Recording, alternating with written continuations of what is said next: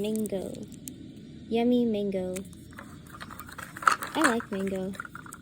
But I've never tried like that type of mango. I think it's like dried mango. Yeah, it says dried mango.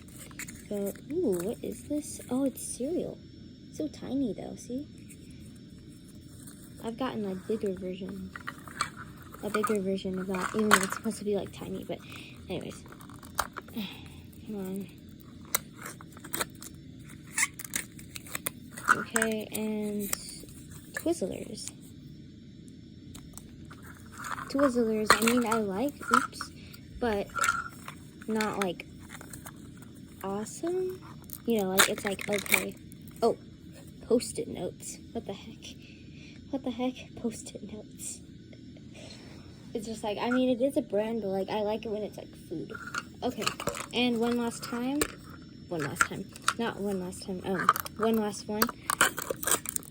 And it is OxiClean. Not really that much of great stuff. I mean, I like the Post-it notes because they could be like for Barbies, but it's just like, I like the Twizzlers as well, but I just don't really like it when they give me like cleaning supplies. I mean, it's just kind of weird when they give you cleaning supplies.